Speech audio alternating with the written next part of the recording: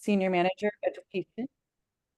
Um, Senior Manager of Education at the Young Entrepreneur Institute. If you haven't answered the question about what grade you teach and what you are most looking forward to as you start this year, you can drop that in the chat just to get an idea of kind of who we have and what level you're teaching and what you're looking forward to. Our music today is Back to School by a great big pile of leaves. And our opening question is what grade you teach and what you are looking forward to. We were talking about where the summer went. We're already at Labor Day. We actually had talked about having a power hour earlier in August, and there was so much going on and just a whirlwind. We ended up here, and the school year is starting, and we welcome new excitement for this year, fresh ideas, and what we can look forward to. My own answer to this question is actually really easy. I'm transitioning out of the classroom and into my new role at the Young Entrepreneur Institute. I spent 22 years teaching, most of which was as an elementary school Spanish teacher before starting this new position. I'm really looking forward to the future possibilities here, encouraging an entrepreneurial mindset with as many students in a variety of ways and environments as I can, both in and out of school time. The entrepreneurial mindset is full of life lessons and skills that all students should learn and practice, starting with identifying a problem to solve or a passion to pursue. The steps to work collaboratively and creatively will benefit everybody. As we start planning our lessons for a new year, there are many ways to incorporate an entrepreneurial mindset without adding work for teachers. A simple rephrasing of a question or a purposeful lesson plan design can make a big difference. There are a lot of resources available, whether materials for your classrooms, ideas for curriculum, a field trip off campus, or a guest speaker to come visit your students. And a lot of these can even be free to you through grant funding and 0-point products on Yippee. We could go, yep. So today we have Amy Foxer-Lewis, who will kick us off talking about her homeschool collaborative and how she plans her curricular experiences for numerous extended families, grade levels, and expectations. Then we have Jeff Pierce, who will explain how he has integrated YEI and Yippee resources into his enrichment program in the middle school grades. And we will wrap up hearing from Justin Lepley about his experience with students of all levels in his various entrepreneurial endeavors and educational roles. And just a quick reminder that the information in this Power Hour will be sent to you at the end of the program. We'll keep this to 1 hour, and please feel free to ask questions during the presentation in the chat. We will also be recording this presentation for all those who want to watch it later. All right, Amy, if you would like to kick us off and get started. Hi there, I am Amy Foxer-Lewis. I am the board president for NEO Homeschool Collective. I am excited to be here with all of you. Yippee has just been an amazing opportunity for our group to do some things that we otherwise wouldn't have been able to do. So I'm excited to work through a slideshow that I made for you. It's very basic, so it's nothing exciting or fancy.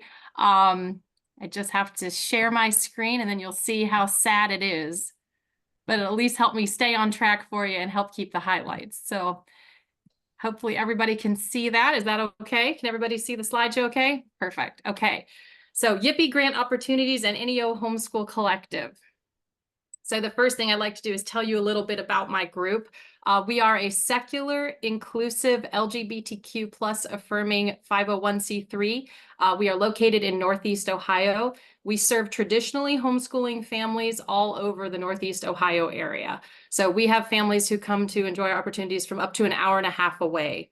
So something to know about this area of Ohio is there aren't always a ton of secular options for homeschooling families. So that makes us a little bit unique, and it's one of the reasons why we've grown so rapidly. So we're going into our 3rd year of programming. We focus on social enrichment opportunities for homeschooled kids and then also educational opportunities. So we have 2 membership options. We have a weekly co-op, which meets on Thursdays in a designated location and offers classes, lunch together, all the traditional kind of school activities, but just 1 day a week. And then we also have what we call our trips and events membership, which is for families that don't want to necessarily come every single week, but still want to plug in with us for field trips and special events. So we try to keep everything as affordable as we can. That's really important to us. We are family led as well. Homeschoolers obviously are non-traditionally educating their kids anyway, and something we really emphasize is listening to our children about what they would like our program to look like. So a lot of times a class that we have is because we're constantly surveying the kids and getting their feedback and asking what they would like us to offer, and trying to respond to, shaping classes even that have already been in existence to what the kids would enjoy having. So we have each hour period themes, which kind of helps us create a spine of activities for everyone. So we have some activities that run an entire semester long in our weekly co-op that meets on Thursdays. And then we have what we call pop-up activities, which are things that happen just once, like one time during the semester. So something special. So our period themes, and again, it's pretty loose the way that we adhere to them, but we do it so we kind of have a plan for the day. So our first hour is our STEM hour, and that's where we offer things like our Lego club. We have cooking club. We have a speech class, just a lot of different things like that. Then we have our art hour, which is anything fine arts related. We have anything from theater and choir to art projects. And then our third hour is our recreation hour, and that's kind of where anything else winds up. So we have a video game club and a Minecraft club and lots of fun things, big group games, all sorts of activities like that. So what we try to do for the kids is provide like a consistent framework. And then we also within that build in a lot of flexibility for our kids. So something that's pretty unique about our group, in addition to being a secular homeschooling group, is that we are almost 100% neurodivergent. Sometimes it's the entire family. Sometimes it's just one member of the family, but that's something that's really special about us. So we focus on creating a consistent spine, so those who need to know what to expect each week can rely on certain activities being offered. And then we also have the flexibility for kids who like to jump in and don't always want to do the same thing. So we have, besides our classes, we also offer each hour something called Coloring Cafe, which is kind of a low impact activity where kids can come in if the sensory overload is getting to be too much. And kids literally color in there or do yarn work. Parents have come in and taught knitting and things like that, Zentangles, stuff like that. So that's something that runs every hour for kids. We also have what we call our chill zone, which is just a quiet room where people can go. There are sensory toys and music, beanbag chairs, things like that. And those are all things that you can do. And then if you want to rotate back into the activity of the hours, you can do that. We just try to be as flexible as we can to meet the kids where they are. And then besides our co-op, we also do the field trips and the special events. And that's primarily where we've used our Yippee funding. So I'm excited to talk to you about what that's looked like for us. So when we're looking at all the amazing stuff on the Yippee website, how do we decide what to do? So the first thing for our group is we're looking to see if the opportunity offered is what we consider to be mission aligned. So we're looking for things that are secular, LGBTQ plus affirming, and really important to us is that they appear to be inclusive of neurodiversity. So those are the first things that we look at when we're sorting through all the options. The next thing is we love field trips. In fact, it's a built-in part of our program. Every second week of the month, we don't have our classes in our building. We plan a field trip or a special event. And so I believe we have gone on 5 separate in-person Yippee field trips. So that's been really exciting. And Justin is here, who's going to speak later. He was our very first Yippee grant and our very first Yippee field trip. So I was so excited when I saw that he would be speaking today too. He set the standard really high for us for our Yippee expectations. We were able to take a tour of Northside Marketplace with Justin, and he really inspired us, not just the kids, but the parents too. I've not actually had a chance to tell him this, but there's a parent who literally started a new theater program in our area because that day she was like, I'm going to do it. Like, it was just so inspiring to be there and to hear his story and to see how it all came together. So So when we're deciding about which of the in-person field trips to look at, the first thing we look for, of course, is location. We do have families from all over Northeast Ohio, so we're checking to see if it's, you know, hopefully within an hour of most of us. We're looking for accessibility. What's the parking like? Are there stairs? You know, things like that. And when I talk about where the parking is, not just in terms of getting families from the parking to the activity, but also the cost of that. Homeschooling families are usually watching their pennies. A lot of times they're single income households or two people who are working, but maybe one's only working part-time. So we're always making sure that those things are affordable for us, even when it's grant funded, that if we have to put a burden on people for driving or parking, that we're able to let them know. And then we're looking to see, is the family unit welcome? So one thing that's also unique about homeschooling families is you can wind up with lots of bonus adults. So instead of having just one adult coming on a field trip, you might have both parents, or a parent and a grandparent, or a parent and a graduated sibling. Homeschooling families love to do things together. So are bonus adults welcome, or is an environment that prefers, like, you know, a 10-to-1 ratio adults to kids doesn't work very well for us. And we're also looking to see if the opportunities are multi-age, because again, we like to do things together, and we're looking for opportunities where the whole family can participate, or at least several of the children can participate. So then when we're looking at the Yippee opportunities, the other thing that we've been able to enjoy besides our in-person field trip opportunities is we have had at least one person come to us, which was really neat. We had Anne from Challenge Island visit our facility and run a STEAM program. So when we were figuring out what we would do, and as we're continuing to look at opportunities, we're looking to see if the person coming does work well with neurodivergence. We're looking to see if they understand that homeschool demographic, that there are going to be multi-ages, that there may be additional adults.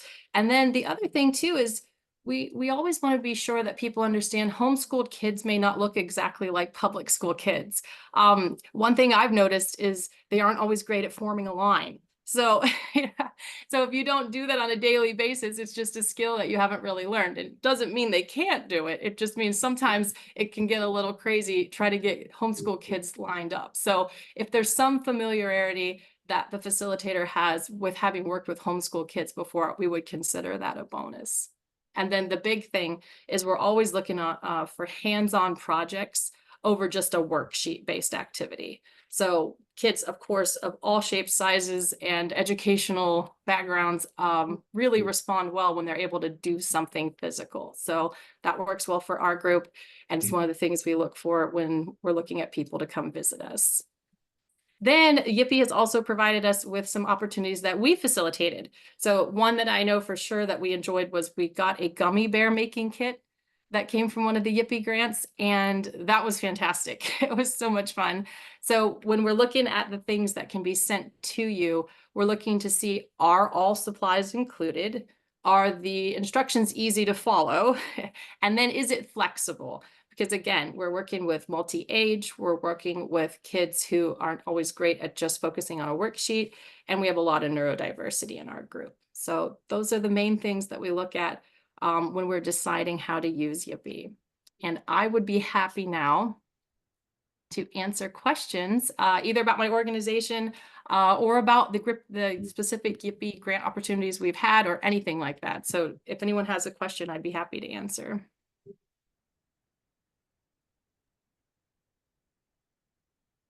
Someone said the Homeschool Collective sounds amazing, and it really is. It's been amazing to put it together and to see it grow. My question is how the different activities that you got involved in were help the children to build skills that you were looking to be part of the curriculum. We're trying to make sure that entrepreneurship can fit into different kinds of curricula, so and help support the social and emotional growth, as long as in addition to other academic. So can you talk to that for just a minute? Yeah, so a huge part of that is the problem solving aspect. I find that's been a huge part of each opportunity we've benefited from. Seeing the resilience as the entrepreneurs are sharing their story of their businesses. When we did the tours with Justin, or another one is Anne from Shaker Rocks. Her story is just amazing. She started a rock climbing gym, and it launched like right before the pandemic. So that story of perseverance and resilience and creativity in the face of challenges has been amazing. And then watching our kids have a safe place to try new things. I think that's really important as you're building those entrepreneurial skills, because you're giving the kids an opportunity to fail in a way that doesn't feel devastating to them, so they can build those skills. So, and then the other thing is, in some of these opportunities, the kids have gotten to do things individually, but they've also gotten to do things that built on teamwork. So learning to work as a team with people who are different than you, has also been something. So I think those would be the main things: enhancing their self-confidence, all those kinds of things. It's really been amazing. Thank you. Amy, when you're obviously choosing all of these activities definitely strengthens the entrepreneurial skills, the mindset Yep. that we're focused on so much. Do you weave these into your content areas, or do you pick these based on subject at all? Or is it just these are great activities for skills that you want to develop separate from those content areas? So do you mean, do we build on what we do in the Yippee activities? Is that Yes, or kind of what your weave them question? into the classes Yeah, and those kinds of absolutely. So Mhm. like, for example, when Anne from Challenge Island came, she came during our STEM hour, and she facilitated, it was a slime making workshop, and it was very popular. So it was very fun, very colorful, and very cool. But yeah, absolutely. That's exactly what we're doing in every single opportunity that we've had. And then some of that stuff, like I said, is coming back to us. So for example, we have what we call Young Innovators Day.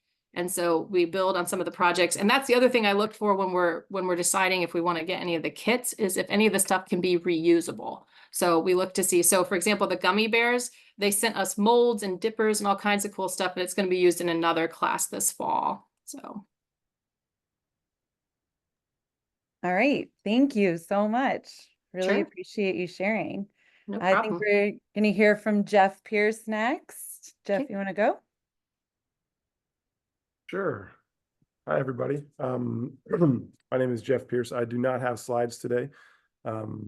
So you just get to look at me and listen to my wonderful voice. I'm an enrichment specialist at University School. We're a private all-boys school in Northeast Ohio, eastern suburbs of Cleveland.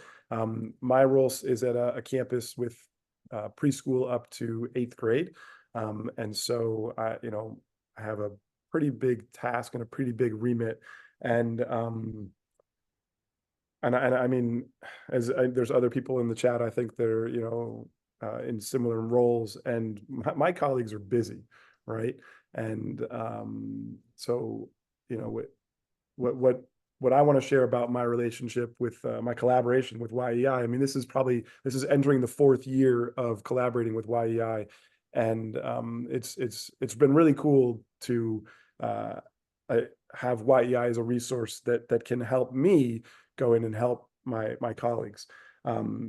So I'm kind of I've got a few main points I want to make sure I hit on, a few main examples I want to talk about how we've gotten entrepreneurial skills and activities into classes.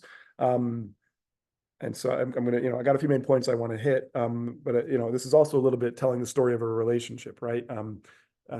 In my first year in this role, I kind of I realized that we'd kind of inherited a pitch contest, in one of our grade 6 had this trip, and there was just this day where they were like, Jeff, this is like a trip thing. This is something entrepreneurial. We, if I'm honest, my colleagues were sort of like, we don't really care what the kids are doing. It's a design day. And so having had a bit of a design background and some training in that, I talked through, and I think Jessica I saw is on the call, Jessica Dragar. And so, so much of what YEI has been me reaching out to Jessica and saying, hey, like, can you help brainstorm with me? Like, these are the parameters that my colleagues have. This is the time that I have. What's going to be the best way to use that? And so that pitch contest is something that we, very simple level, like we moved it from the beginning of the week to the end so that the kids had more time to actually learn some stuff and apply it. So that's sort of where things started. I think another big way that we've used YI resources has been through like this next point I want to talk about is just engagement, right? Like as a classroom teacher, most of my career was middle school history, and as an enrichment specialist, when I go in, when you're working with kids 14 and younger, I don't really see the point in doing very much if it doesn't first get them hooked in, right? I think that those age groups, they have to really enjoy what they're doing. And so one specific way that came in was through there's a few different kinds of games grants that are on the Yippee website. And that's also like my personal, one of many personal hobbies, right, is board games and video games and things like that. And throughout my career, I've always found ways to put those in the classroom. And I think Robin is also, so Robin was also someone that I met through YEI pretty early on. And she helped talk me through like, well, here are some games that, these will help your students get ready for that pitch contest. The pitch contest, you need some lateral thinking. So the game of set, which I think was I think that like the New York Times Connections game, everyone sees the same one. I don't know. My family and I were confused, but set was an answer earlier this week, right? The game of set, where you're looking at shapes and you're identifying them. You're looking for patterns. So that resource, talking to Robin and finding a handful of games that would be good. So we started from a pitch contest, and we added in these lateral thinking games. And the funny thing about the set of board games that Robin helped advise us on, and also through Yippee, they were able to provide some funding for. Those games got stolen from me. Those belong to the English teacher now. She hasn't given them back. So there's a handful of sets of games. So the one that I think gets a lot of play in the English classroom is the game of snake oil. And it's kind of like apples to apples, which I think a lot of teachers use in different ways. And the thing about snake oil is kind of fun. You take two things and you have to sell them. You have to pitch them, right? Robin has a good caveat. If you use snake oil, you need to go through it first and pull out. There's nothing inappropriate in it, but you just don't want to deal with having students talk about well, particularly at a middle school boy level, you don't want them to talk about poop and things like that. Sorry, I'm very authentic in what I share. And then that also, so that's like the engagement, the lateral thinking. We a lot of the YEI and resources and things like that, they haven't entered my school in anything that's formally entrepreneurship, right? So like where they live in the English class is one example. I use an awful lot of the resources as well, particularly the games and the pitch type things. I coach speech and debate. I don't ever enter an activity or a lesson and say, this is my entrepreneur linked lesson. But, these are things that I've gotten through YEI, and I've come to find that, YEI is just a great source of things that are going to get kids engaged. They're going to activate lateral thinking. And it doesn't even kind of enter my mind as like this is the discipline now. Another big place that we've used some YEI collaboration. So again, like my job being, a campus being, so many grade levels, a lot of what I'm supposed to do is to keep different activities going. And so something that I am lucky to not be the main point person, but I think this is worth sharing with everyone, is that we do have a really successful main market that I would say my role in that is really more to help consult and collaborate to make sure that we can deliver it to our students in a way that doesn't, that works logistically and things like that. Again, I'm pretty sure that's mostly Jessica's remit, but again, talking about a long collaboration, our main market has, we've really tried to find ways to integrate that more into our other programming, so that, like if you start looking at after school starting, if it's a main market starting in March, the, different grade levels have different activities and clubs that they're signing up for. And some of those, like I think we've tried out Lemonade Day. That's kind of where it started. There's the gummy markets, which gummy bear making, which Amy mentioned. That's one we've tried out. And then, you know, it kind of gets to the older students, the 12, 13, 14-year-olds, where they get a lot more, you know, the curriculum there's a lot more hands. And, you know, that's the curriculum that really looks like, I mean, all of this, I suppose, looks really more entrepreneurial, but that's when we're there a lot more independent. What do you want to make? What do you want to sell? And so, you know, and that programming kind of sits alongside a lot of the other things that I offer after school. So that's another spot where I feel like YEI is great to advise, consult, you know, if you have capacity in your program or in your role to offer things like that. And I think that, yeah, I mean, I think those were my main points that I wanted to make sure I hit, right? About engagement, lateral thinking, and after school programming. And just kind of end where I started with that, right? We none of this was how things were in year one, right? It really did start small, and it's kind of been the process of just, again, I mean, that like my role, I'm lucky to have a little bit more flexible time to coordinate and talk to people at YEI and see what might work for my colleagues. The game resource that I mentioned through Yippee. So again, like I'm aware that you know, my dork flag, like that's something that I love that is different. And so one of my colleagues, a fourth grade teacher, she, you know, we've talked about that. We've tried different things in her classroom. I've pushed in, and she said, I want to do a little bit more with that. And so she went on to Yippee, she found the resource. And then, you know, she said, I don't know which ones to get, Jeff.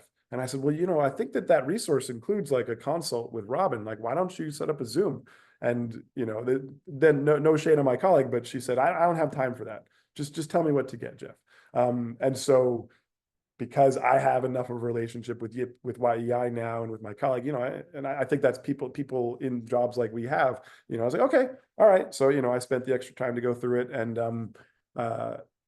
you know, and so I think that's kind of where we are now, is that it's this slow spread where more people in my faculty are becoming aware of the resources and aware of the kind of skills that YEI offers. And they're really not, I mean, what was our title today? Our theme is about, I wrote it down and it's not in front of me. Connecting entrepreneurship to your curriculum. Yeah. So, and we don't very rarely do we call it entrepreneurship, right? It's just like, this is a great activity that really gets kids excited about words, or excited about speaking, or excited about applying their science. So yeah. Thank you. I think that was most of what I wanted to cover. Elizabeth, did I miss anything?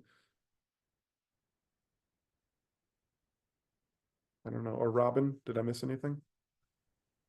I don't think you missed anything, but we did have some questions. Okay. Okay. But before we get to those questions, I think Elizabeth is gonna just talk briefly about one topic. Is she frozen for anybody? I think she looked frozen. Okay, well yep, then so I will else talk about it. Sorry about that. There were a bunch of questions about Yippee and what it is. And then there were also a bunch of questions about to you about, can you expand on how you bring it into all different subject areas? So I think what we'll do is, since Elizabeth is not here, why don't you go ahead? Yeah, Well, it's not oh, a good there thing she when you is. lose the host. I also, so I know that, so Sorry. both Amy and I have mentioned Yippee, but I really do think that, and Jessica's comment, so much of what I've gotten out of YEI is developing a professional relationship with Jessica, where, like, you know, again, like, I have the time and flexibility in my role. I'm going to go talk to the person that's the real expert at, you know, I've got some colleagues that want to do some public speaking, that want to do a pitch. What do you think is a good model? And we get together and kind of brainstorm. I don't know, Jessica, it's kind of fun to think about, like, really think about all the stuff that we've done together over the last few years, and to think back to where it went, where it was like, hey, you're in charge of a day, Jeff. Like, and I was like, I don't know. I don't know. What do you think? Did I miss something?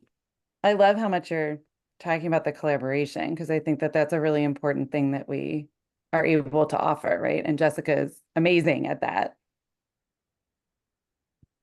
So One We of wanted- the products on Yippee is, if you're not on a event like this and you just happen upon Yippee, there is a product on there that is allowing people to kind of understand more about what it is. But what you can do is you can connect with Jessica. She put her email in the chat, and she can put it in again, jdragar@us.edu, and you can connect with her so that she can help formulate sort of a bigger plan.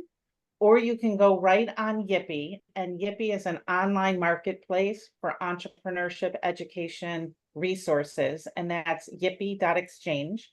And you can look through and sort of decide what kind of product that you want to use. And some of the products we've talked about today, and we have a Yippee provider who's going to talk next, to talk about the products that he offers. And I can see, Jeff, you have something to say.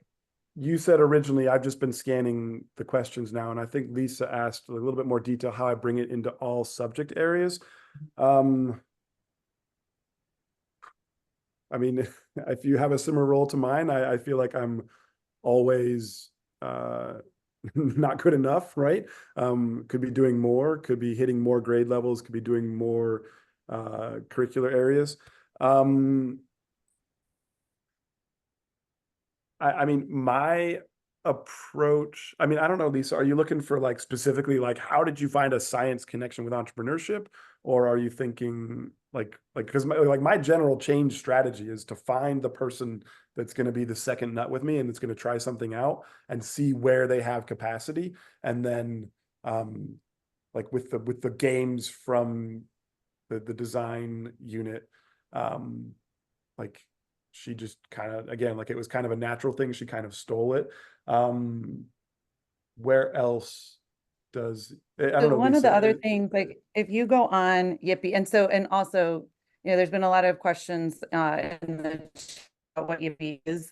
If you do go to yippee.exchange, you can see a lot of products, but one of the great things, and I think this is part of what Jeff's talking about, is you can actually filter by content area or grade level to help you find the right product or idea for you, or service for you. And so Yippee also really covers everything. Like educators get to choose the products, providers decide, where and how they want to offer the resources. And so it's a true marketplace where there's educational resources. And I think Emily is talking about that a little bit in the chat here. Over 200 resources, different providers, curriculums, field trips, all kinds of things. So that's definitely something to explore and take your time to find things that work for you in whatever activity, whether it's in school or out of school, your classroom, whatever grade level or content area. So thanks. All right, Jeff, thank you so much. That was awesome. Thanks, everybody. Appreciate your time. Yeah, Justin, do you want to take over a little bit? Sure thing, I'd be happy to. So just to touch a little bit, I know it was already mentioned, but I'm a huge proponent of Yippee. Also serve as the entrepreneur in residence at YEI, and then the director here at Northside Marketplace, which is one of the main products. A tour and field trip, as well as a selling opportunity, are some of the main things that I offer on the platform. And so just to add a little bit more context for those that have been asking and are wondering, YEI, the Yippee platform is this really cool collection of providers like me, who are out here offering educational resources, or in my role, working with entrepreneurs of all ages every day. And then educators like many of you who, whether in a traditional K-12 school environment, a homeschool collective, and then even folks that work with that K-12 population and other ways, can find all these different resources all around the country, whether local or virtual, that they can plug in with and really help build onto the curriculum and the things that you're already doing. And so that flexibility is one of my favorite pieces of the program.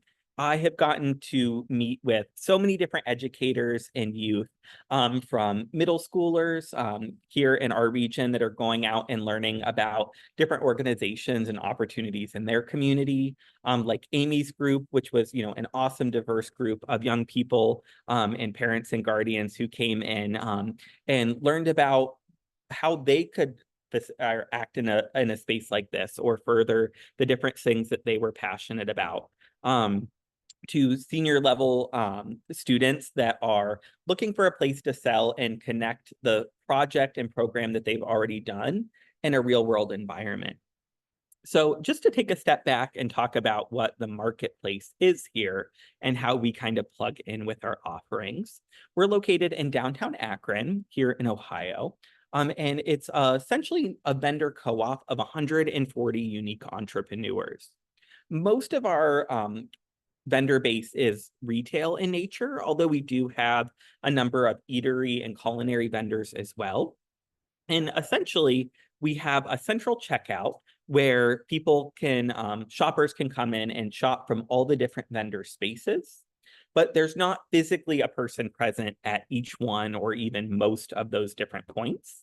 Instead, they're interacting with their merchandise display. And then when they find products that they want, they come and gather those all up and check out in a single transaction at the end, having been able to support all those entrepreneurs without the business owners having the opportunity cost of being physically present. What's really unique about that is it offers a lot of people that are kind of trying to start a new idea or a new business the opportunity to have real world experience with selling, how their product interacts out there in the marketplace or the market, and be able to make smart decisions based on those results in real world, real time scenarios without having to jump all in and necessarily give up the job that is, paying the mortgage or paying rent. It's a really safe way to try out an idea. And then we're here to grow with them as their business grows. And eventually, hopefully, they can take their concept and go out into the rest of the world with it. And so here at the end, I'll give you kind of a brief video tour of the space. But I actually joined the marketplace back in 2020 during the pandemic. Always have been very entrepreneurial in nature, studied business in undergrad, but was taking, was in law school at the time. And I graduated in 2020 thinking that I was going to go into this traditional legal career for 5 to 10 years before I might go out and start some concept on my own. As the pandemic kind of shook things up for everybody, that was very much my story. The bar exam kept getting pushed back. And I'll say accidentally, I started a business on the Devil's Strip of my front yard that happened to be a pop-up card table with houseplants on it. That continued to grow and grow. And for me, still thinking I was going to take the bar exam and be an attorney. By the end of the summer, it had grown to a point where it was more than something I just wanted to stop and give up on. But it wasn't at a point where I said, I'm gonna, just not use this law degree and go out and sell plants. And so for me, the marketplace that was already here in our community in Akron was the perfect buffer ground of me being able to say, I can put my products here.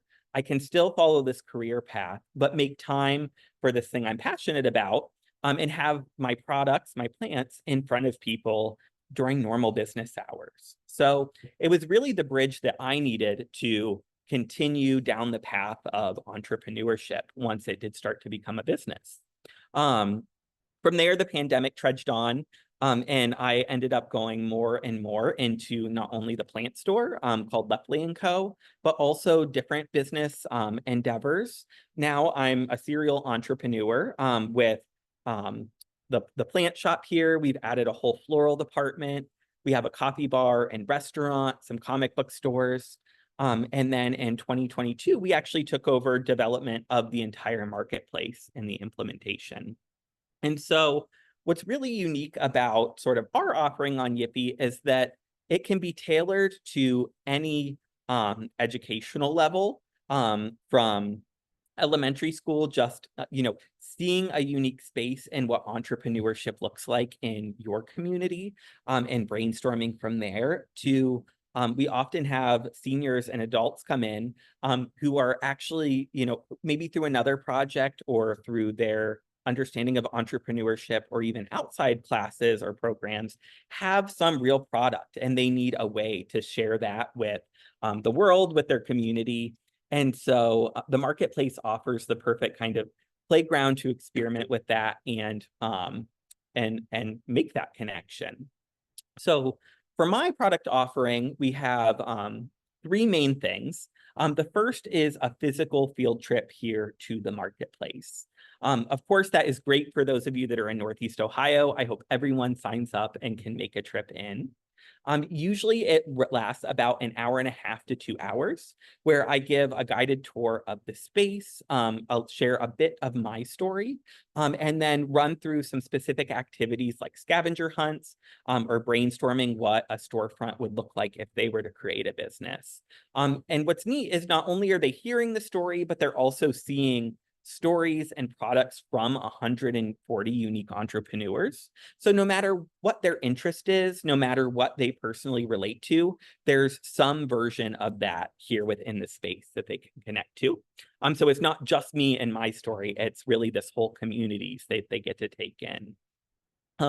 Another element of that is, while I love having people in person, and there's definitely this awesome value of connecting and hearing these stories in this space, I'm also able to both come to the school or program, as well as jump on a Google Meet or Zoom call just like this, and do a virtual discussion and lecture with your program, no matter where you are in the country. And so even though this takes place here in Akron every day, these are really a kind of community and a structure that could work anywhere and offer the unique experience and the application of things that you may be talking about in your program. And then finally, one of the most exciting pieces that we have beyond the field trip is an opportunity to actually sell in the marketplace. We have something called the marketplace mix, and not to make anybody seasick here as I walk around, but I'll give you the example real quick. When you walk into our marketplace main doors, this is our florist shop here, you'll see there's sort of a common area before you walk back to the shops. And we have all these different vendor cubes called a marketplace mix that have individual entrepreneurs selling the product. And we actually have a specific area just for our youth entrepreneurs. So these are all K through 12 programs or students who are selling their goods here in the marketplace without them ever having to be physically present. I've even had some talks with some educators in Arkansas about jumping on and doing one of the virtual tours and discussions, and then having them mail the products to us so they can be sold within the facility and still get that reporting, those sales, and be able to experiment in the real world with different ways that pricing and merchandising and packaging and all those things affect the products themselves. So really, while we just have those 3 products on Yippee, as far as, in-person tour, virtual connection, and a selling opportunity, the way that we are able to tailor the program based on the specific class, the specific educator, and the group's needs, I am happy to create something that works for any program or participant. And then the other piece that I'll say just from the provider perspective is, while Yippee is an incredible tool that provides the students and educators these different resources, when you do purchase these products from Yippee, you're also really helping programming like what I create and do every day. As an entrepreneur, it's another revenue stream to support the work, help us spread awareness of our educators or of our our vendors that are here at the marketplace, share their stories with our local community or people outside that. And so it's such a cool concept because by connecting the educators and the providers, it really creates like a win-win-win sort of circular environment for everybody. Wonderful. Thank you so much. There's a question here about some of the things that the students are making. What are some examples of some of the things that the students make? Yeah, so we've had a variety of different things come through. Some of the very common ones that we get that are a great example in terms of actually taking an idea, creating a product, and retailing it in more of in a traditional kind of school year time frame. We get a lot of bath and body products. So the different soaps, whether those be the barred soaps or what's usually a little bit easier is to do different like body lotions and hand soaps. We frequently see those. We get some jewelry products as well, which is really cool because whether it's a beaded bracelet or for instance, we had one student who came for a field trip and came back with their father a few days later to sign up for a cube on their own. And what they did was they took different jewelry, or I'm sorry, different silverware and metal pieces and fashioned rings and necklaces and pieces like that. But another thing where the supplies and the tools needed to create it are generally pretty achievable for most classroom settings or even home settings. But the students are able to really have a unique say in what the product looks like and some self-expression there. So those are ones we get. We've also have a ton of the students that come in that are very interested in fashion or graphic design and creating a brand with that. And so when I find that there's a real close alignment there, I try to create introductions with our individual vendors as well. And what's nice about that is it's not just hearing my interpretation of the thing that they're interested in. If time allows, or even after the program, they have a relationship with a vendor that's doing that to make a portion of their living every day. And the marketplace is such just an inclusive community. So many of our vendors are excited about those interactions and relationship and willing to, really mentor and be collaborators in future programming. Excellent. Thank you so very much. That was wonderful. I am really excited. Thank you, Amy, Jeff, and Justin. Those were great talks, great ideas to throw out there and ways for us to start brainstorming about our own situations moving forward. I think Eileen, do you want to give a couple announcements before I wrap it up? Absolutely. Two upcoming announcements, and I'm going to use a simple mnemonic that will make it easy to remember. September 19th and October 19th. September 19th is our next power. It's the third Thursday of the month. We're going to try as much as possible to stick with that schedule for power hours. We're going to be focusing on the art of elevator pitching and how pitches can help students develop important skills. And then October 19th is a very important date to remember because that's our in-person Inspire conference in Northeast Ohio. If you are able to make it, we would love to see you. And it's of one full day packed with entrepreneurial content, hands-on workshops, wonderful speakers, breakout sessions led by educators and Yippee providers, a Yippee showcase so you can learn about many, many different resources, and the opportunity to see and buy from young student entrepreneurs. So it's going to be a wonderful day. Check your email, and we hope to see you there. Thanks, Elizabeth. Thank you. Great. I'm going to have Evan drop the survey link in the chat. Please don't forget to complete the survey. We're going to read your comments, and we are definitely interested in what you have to say and what you want to learn more about. And also, like Jeff was talking about, with the connections that we can help you with, please don't hesitate to reach out to us. I will put my email also in the chat. But I think, what we keep repeating is we're all here to help. We want to continue the brainstorming, make sure that we can reach as many kids in as many ways as possible along these lines. Yeah, and I just want to ask if there's any questions that you have before we kind of sign off here. Elizabeth, there was one or two questions in the chat that were asked that I don't think have been answered yet. And one, I think, is Justin.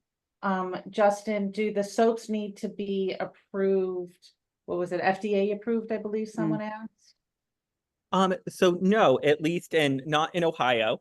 As far as most of those personal care products, you simply have to list the ingredients in the order that they're in, kind of like you would with cottage law food items.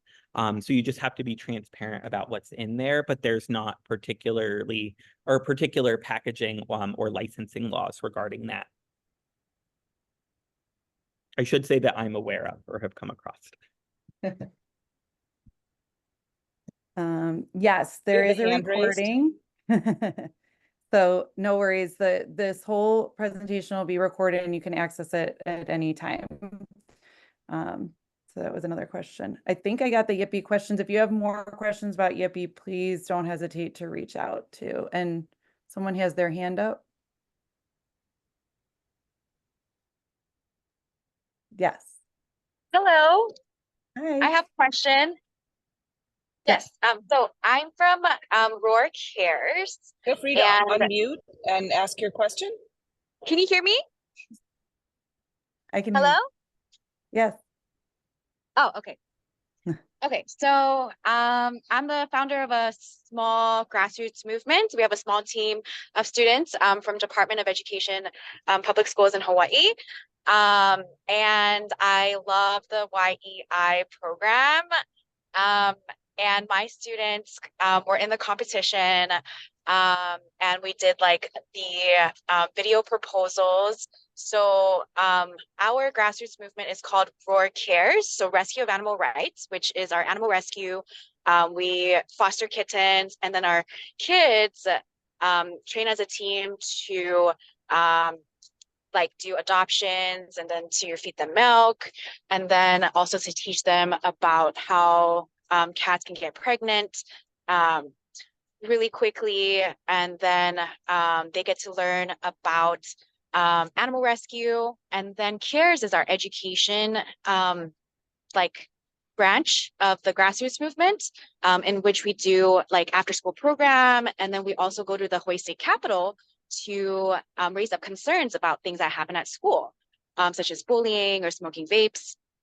So I love the YEI Institute Challenge because our students, they got an opportunity to integrate the things that they've learned, concepts in our classroom, and as well as like real life, like things that happen.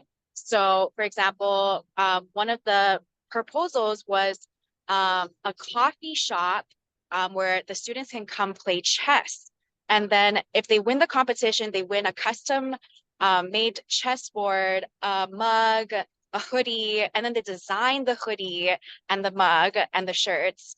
And so at the end of the video proposal, they do a call out to invite their friends and their classmates to also compete and to debate with them at the legislative level at the Hawaii State Capitol to propose like an educational chess like competition at the schools. So it was really fun. And yeah, I can also share resources. I think it's really good when teachers kind of not only have fun with their students, but discipline in a way where they're vibing with the things that are taught and they're not just getting lectured. So I think reaching out to the House of Representatives is a really good idea. A lot of the after school programs we work with actually try to coordinate events with our representatives and senators at the state capitol. And then they also have funding and grants. Yeah. That's amazing. Thank you. Thanks for sharing all that. I know we had a question about the conference that Eileen mentioned. And the speakers there, we will include a flyer for the conference in the things that we send out after this presentation. So you can learn more about that then. Yeah, thank you all so much for joining. Thank you for sharing speakers and additional opportunities that we just heard from. That's great to get additional things that we can all do or help us room for our own things. So yeah, thank you all so much. And we will look forward to seeing you September 19th and October 19th.